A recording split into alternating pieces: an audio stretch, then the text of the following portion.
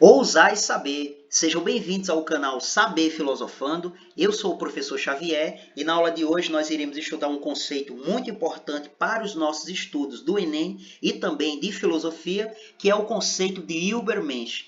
Esse conceito nós iremos estudá-lo a partir do pensamento do filósofo alemão Nietzsche, que nasceu em 1844 e faleceu em 1900.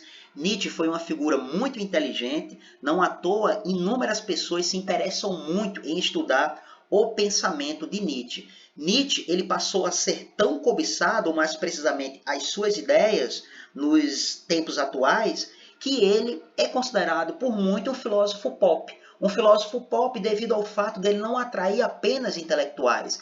Ele atrai até mesmo aquelas pessoas que não têm tanta afinidade com filosofia. Isso, por um lado, é muito interessante porque o pensador ele acaba ganhando um certo destaque, ele fica mais visível e, nesse sentido, as suas ideias vai acabando ganhando espaço.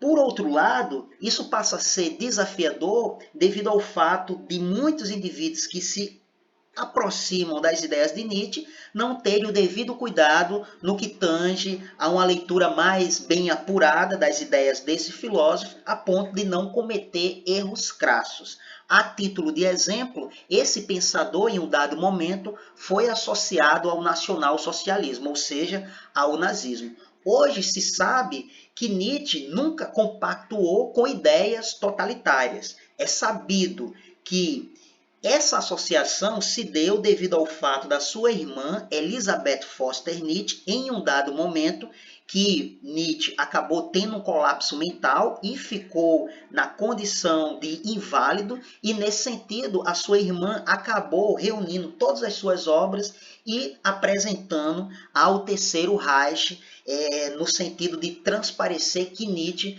era ou foi um pensador do nazismo. Com muitos estudos por parte de inúmeros intelectuais no que tange à organização das obras desse filósofo, hoje está mais do que comprovado que Nietzsche não compactuava com modelos totalitários. A título de exemplo, Nietzsche foi um crítico ferrenho da sua época e, consequentemente, um crítico da própria nação. Nietzsche, ele está muito mais para um antinacionalista do que um nacionalista ferrenho, como foi o caso do nacionalsocialismo. Pasmem, a título de outro exemplo, Nietzsche ele era contra a governos totalitários, a modelos políticos totalitários. Exemplo, Nietzsche era contra o socialismo, contra o comunismo e, pasmem, contra mesmo a própria democracia. Haja vista que Nietzsche enxergava nesses modelos políticos algo em comum, qual seja a padronização humana. Nietzsche ele foi muito defensor da expansão das virtudes, das potencialidades do indivíduo. E, nesse sentido, esses três modelos políticos, na concepção de Nietzsche, minava o indivíduo porque acabava colocando ele em um estado de padronização. E, nesse sentido, isso acabava impedindo com que o indivíduo pudesse dar vazão às suas potencialidades, uma vez que ele sempre era puxado pela ideia de se igualar a outros. Pois bem, dito isso, é importante com que entendamos que esse conceito de Übermensch nada mais é do que uma válvula de escape que Nietzsche enxerga para a superação do niilismo. Vimos em uma aula relacionada ao pensamento de Nietzsche, no que tange ao conceito de niilismo, que esse conceito está ligado à ideia de negação da vida. Todos esses três conceitos, eles negam a vida, cada qual ao seu modo. Se vocês ainda não ouviram essa aula relacionada ao niilismo, eu sugiro com que vocês dêem uma pausa nesta aula, vai lá nos cards relacionados a Nietzsche, que vocês encontrarão a aula do niilismo. Feito isso, vamos dar continuidade. Pois bem, o niilismo ele ganhou, na época de Nietzsche, inúmeras facetas, né? Dentre elas, o niilismo negativo, que nada mais é que a ideia de que o indivíduo acaba negando a vida terrena, a vida tangível, por uma outra vida, por acreditar que a verdade a salvação encontra-se em uma outra vida e não na vida terrena. Por isso, niilismo negativo, que é quando o indivíduo nega o aqui e o agora por um valor absoluto e superior que a própria vida, que neste caso seria o céu, levando em consideração aqui o cristianismo. Outra espécie de niilismo negador da vida foi o niilismo reativo, que nada mais é do que a ideia de que o indivíduo, ao olhar para a vida terrena, ele enxerga na vida terrena um monte de imperfeições.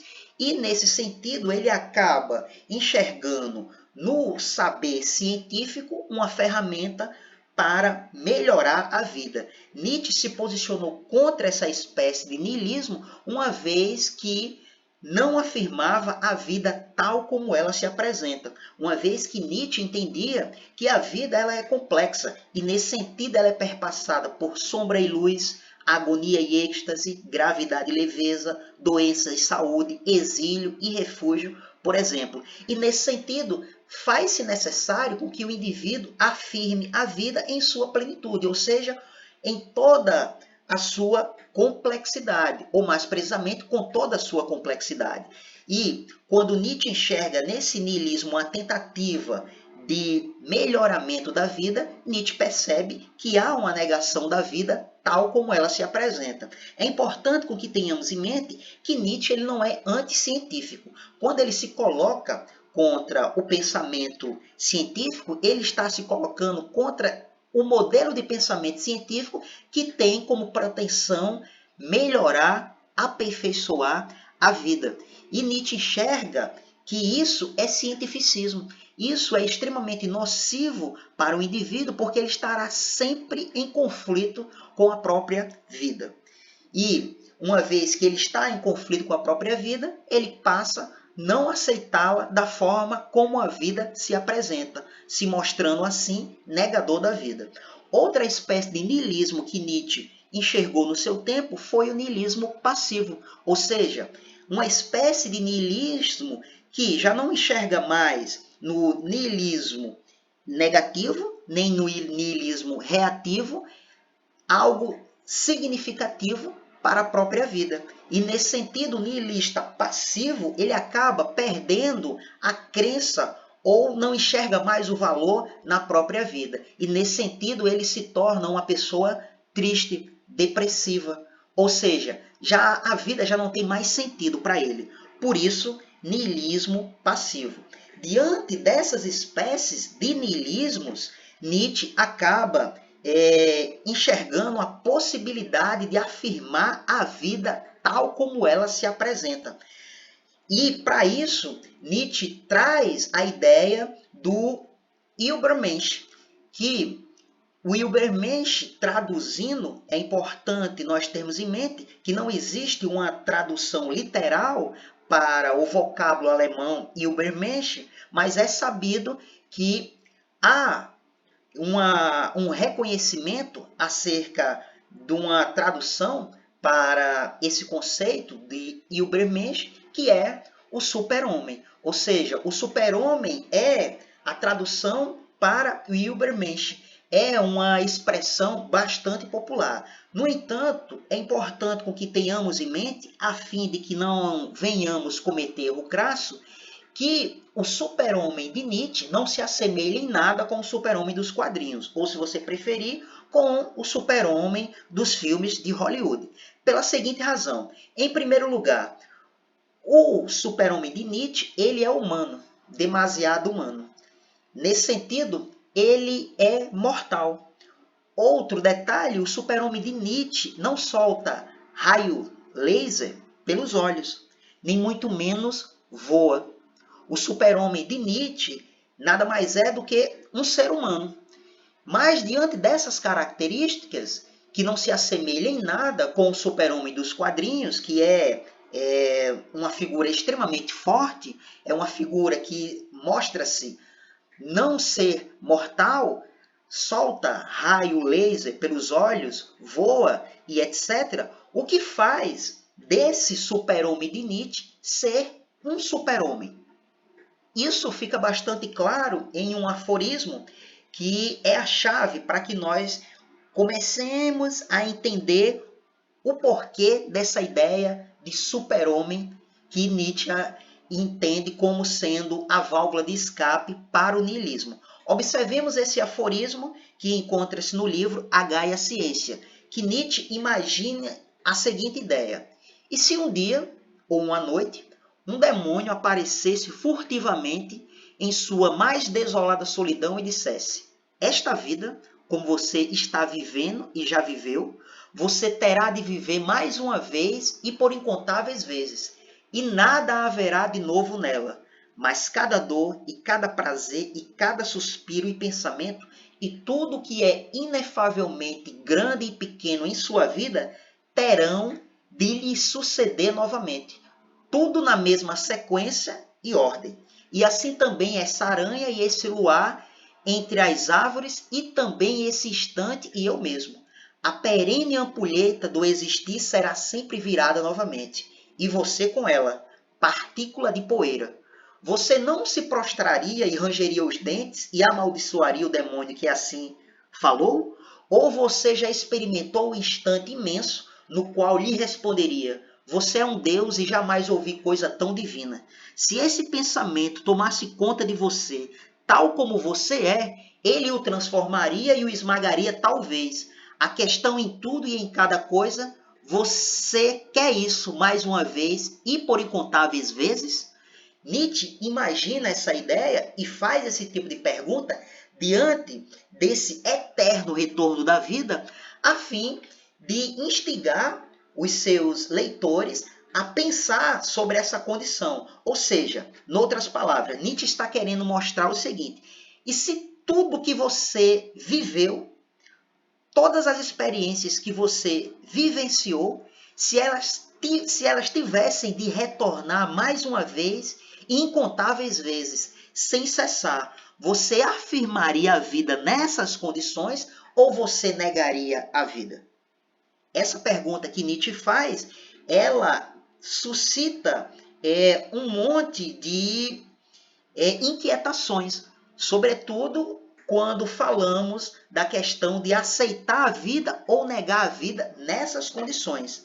Nietzsche entende que afirmar a vida em sua complexidade, com essa ideia do eterno retorno, é ser verdadeiramente um super-homem. Porque, de fato, ser um super-homem afirmando a vida tal como ela se apresenta, com todas as suas complexidades, sem nenhum interesse de negar a vida, pelo contrário, afirmando a vida em sua integridade, isso sim é uma atitude de super-homem e não uma atitude de homem mediano ou homem nihilista, homem negador da vida. Não à toa, o super-homem, pode-se dizer, é uma espécie mais forte, um tipo superior de homem. E entenda aqui, tipo superior de homem nessa perspectiva de afirmar a vida e não negá-la, queira seja por qualquer outro objetivo. Pelo contrário, a vida ela tem que ser afirmada em sua total plenitude. Entenda plenitude aqui no que tange a ideia de abraçar todas as complexidades que perpassam a vida. Essa ideia de Nietzsche acerca do super-homem, isso é um estado de espírito. Isso é uma atitude grandiosa, porque a vida por si só, ela traz essa complexidade e cabe ao indivíduo afirmador da vida abraçá-la tal como ela se apresenta. Ou seja, isso nada mais é do que autossuperação. Por isso, o Übermensch de Nietzsche, o super-homem de Nietzsche, está associado a essa ideia de homem forte. E não qualquer outra ideia, como foi o caso em um dado momento, quando eu falei aqui inicialmente, que Nietzsche teve as suas ideias manipuladas pela irmã e aí foi associado ao nazismo. Nietzsche nunca pensou em ideias raciais. Pelo contrário, Nietzsche, quando ele apresenta a ideia do super-homem, ele apresenta esse homem superior nessa perspectiva de afirmador da vida. Sem contar que Nietzsche nunca foi um antissemita. A título de exemplo, entre outras coisas, o que fez com que Nietzsche se afastasse de Richard Wagner, que é considerado e foi, em um dado momento, o músico do Reich, né? Então, Nietzsche se afastou, entre outras coisas, de Richard Wagner justamente devido ao antissemitismo do músico Wagner, como também devido ao fato de Wagner fazer da sua arte uma ferramenta, ou mais precisamente, ópio para o povo. A arte wagneriana acabou sendo comercializada e servindo como entretenimento de massa, e, nesse sentido, Nietzsche enxergava a arte como a possibilitadora de afirmar a vida e não simplesmente ser um atrativo para a massa. Não à toa, o super-homem implica uma mudança de atitude diante da existência, a saber, vontade afirmativa. Por isso Nietzsche disse: eu vos rogo, meus irmãos, permaneceis fiéis à terra e não acrediteis nos que vos falam de esperanças ultraterrenas. Eu fico por aqui, mas antes eu deixo um indicativo para vocês, uma outra aula, que é acerca do filósofo Michel Foucault. Essa aula já se encontra na playlist do canal e ela está relacionada ao conceito de microfísica do poder. Eu fico por aqui e nos encontramos nas próximas aulas.